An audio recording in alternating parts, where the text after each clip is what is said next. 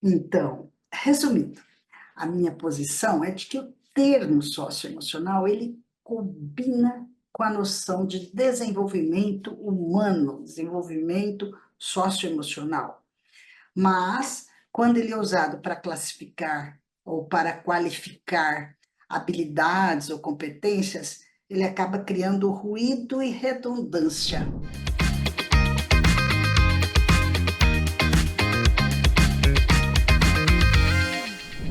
Meu nome é Zilda Del Prete, sou especialista em habilidades sociais e aqui ajudo você a ampliar com segurança e autoridade a sua prática profissional nesse importante campo de conhecimento e prática. E olha, aproveite e já se inscreve aqui no canal e aciona o sininho para não perder os novos vídeos que eu estou postando aqui direto, tá bom? Bom, as pessoas me perguntam sobre habilidades sociais, habilidades socioemocionais.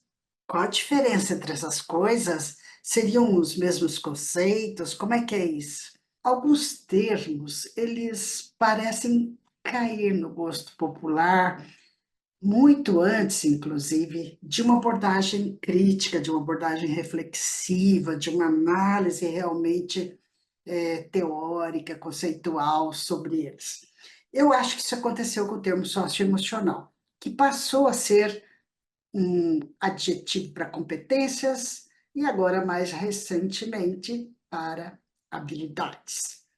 Bom, eu prefiro tomá-lo como adjetivo para desenvolvimento, porque a gente pode considerar desenvolvimento socioemocional. Como nós temos o desenvolvimento motor, o desenvolvimento intelectual, o desenvolvimento moral, o desenvolvimento emocional, linguístico, enfim.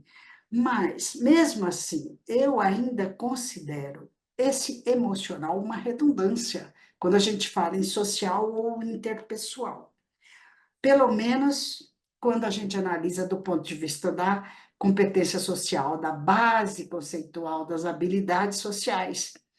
E o termo competências socioemocionais, no plural, não faz sentido quando nós adotamos a definição que adotamos no campo das habilidades sociais para competência social. Aliás, dá uma olhada no vídeo que a gente tem por aqui, que fala sobre isso, que fala sobre o conceito de habilidades sociais e o conceito de competência social. Bem, quando nós falamos de competência social, nós sempre enfatizamos a importância dessa articulação entre os comportamentos manifestos, que são os motores, os linguísticos, e aqueles que são privados, como os nossos afetos, emoções, sentimentos, os cognitivos, que são os nossos pensamentos, crenças, planos. Todos esses aspectos, na verdade, eles são indissociáveis quando a gente fala de competência social. E nós enfatizamos que eles também são aprendidos, portanto, podem ser ensinados. Então, na verdade, a competência social será sempre a resultante da articulação entre todos esses aspectos. Eu entendo até que, no caso do desempenho em qualquer interação social, não é possível extirpar ou excluir os aspectos emocionais. Eles estão sempre presentes. Nesse sentido, o que poderia justificar a qualificação emocional presente na expressão socioemocional? Você parou para pensar nisso? E por que não incluir também, então, sociocognitivo, sociolinguístico, sociomotor? Porque todos esses aspectos, na verdade, também estão sempre presentes. Eu reconheço que se trata aí de um movimento na psicologia, na educação, que reflete a preocupação em reconhecer, em enfatizar essa articulação entre o social e o emocional. Mas, nesse caso, eu considero mais pertinente, para não gerar confusão conceitual, falar de desenvolvimento socioemocional mais do que de habilidades ou competências socioemocionais, quando nós nos referimos aos desempenhos interativos e interpessoais. Está me acompanhando? É um raciocínio aqui, é uma tentativa de tornar mais claros esses conceitos. E aí as pessoas me perguntam, mas afinal, Zilda, o que seria então o desenvolvimento socioemocional, já que você usa? Eu vou responder agora, mas antes, se você está gostando desse vídeo, já deixa o seu like aqui, isso é muito importante para mim. E para a gente conseguir levar esse vídeo para mais pessoas, tudo bem? Olha, o desenvolvimento socioemocional, ele tem sido entendido como aquele processo pelo qual as crianças e os indivíduos em geral adquirem e desenvolvem habilidades sociais, emocionais e de relacionamento ao longo de suas vidas. Envolve a capacidade de reconhecer, entender e expressar as nossas emoções, estabelecer relacionamentos saudáveis, regular o comportamento em diferentes situações e desenvolver empatia e habilidades todas de comunicação. Essa não é uma definição conceitual, essa é uma definição que a gente depreende de tudo que a gente está vendo, ouvindo, lendo sobre o socioemocional. E acho mais correto dizer que é a compreensão que está sendo disseminada. E quando nós buscamos operacionalizar a que se refere tudo isso, nós vamos encontrar muitos construtos, muitos adjetivos, para indicar essas mudanças na capacidade da pessoa ao longo da vida de expressar, reconhecer, administrar as suas emoções, motivações e reagir adequadamente às emoções dos outros. Está acompanhando?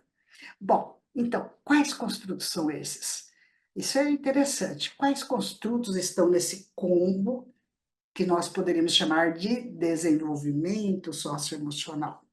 Eu tentei reunir aqui alguns dos que mais a gente encontra, identifica, encontrei dezenas, na verdade.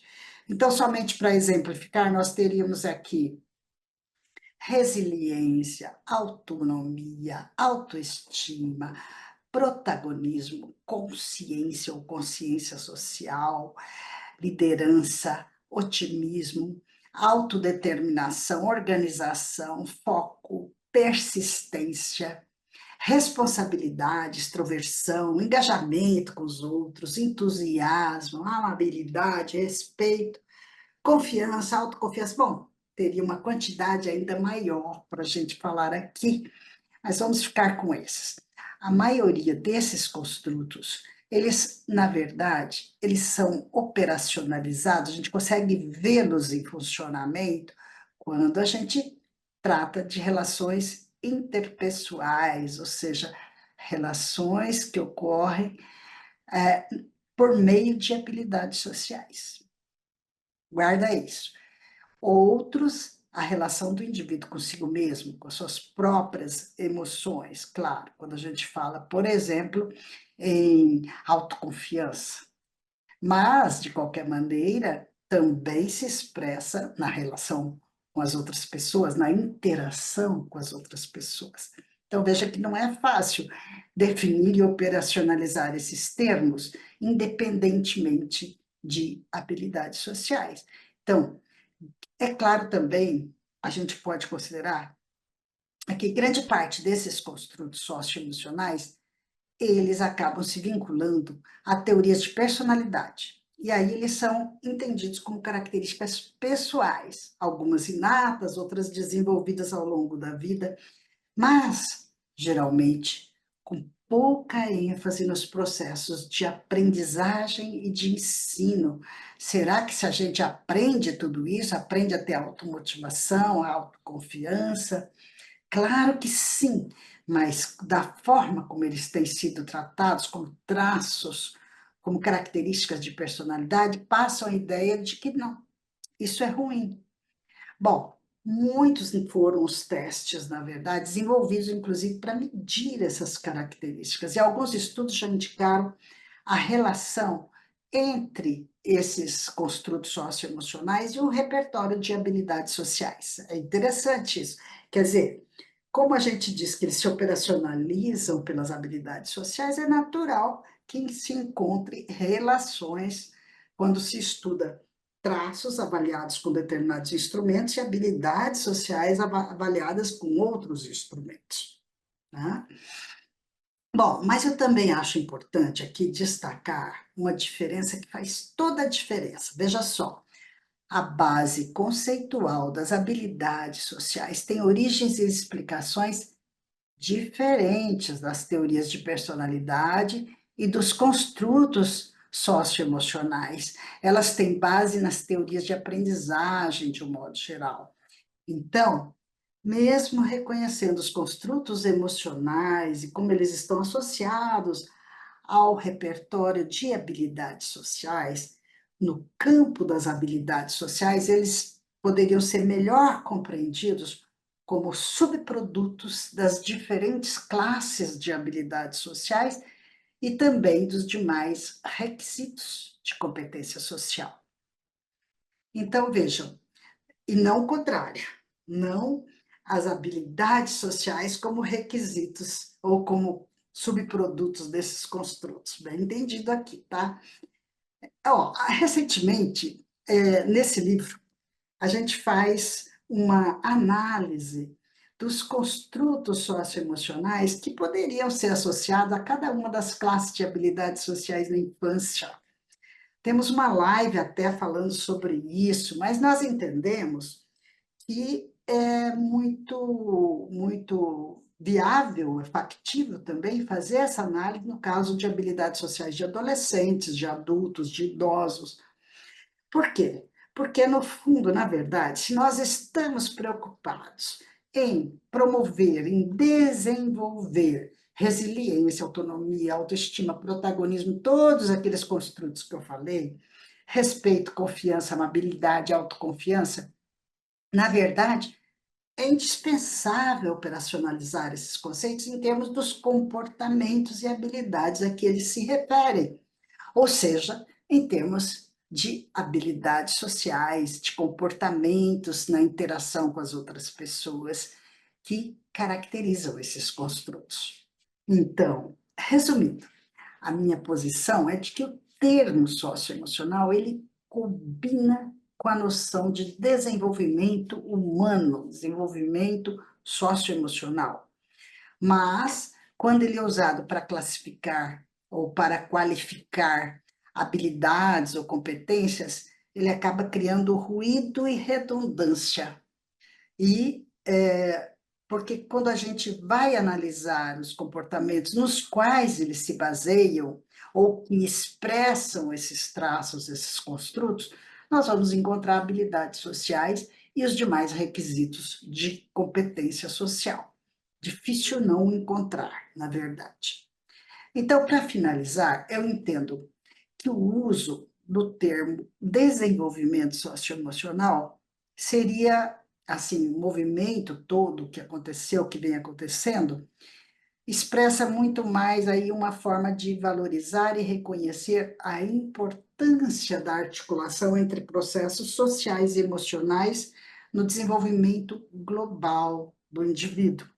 Mas eu entendo também que é importante reconhecermos que os construtos socioemocionais, eles são inerentes ou dependentes até do exercício da aprendizagem, do desempenho de diferentes classes de habilidades sociais e daqueles requisitos de competência social que vocês vejam bem lá no vídeo sobre isso. Por isso, eventualmente, nós até adotamos os dois termos em complementaridade. Por exemplo, no título desta obra, Desenvolvimento Socioemocional, Habilidades Sociais e Desenvolvimento Socioemocional na Infância. Eles seriam complementares nesse caso. E nós podemos dizer que, assim como as habilidades sociais, o desenvolvimento socioemocional começa muito cedo na infância e continua ao longo da adolescência, da vida adulta e até da terceira idade. Nós podemos, estou na terceira idade, e nós podemos continuar desenvolvendo também no plano socioemocional.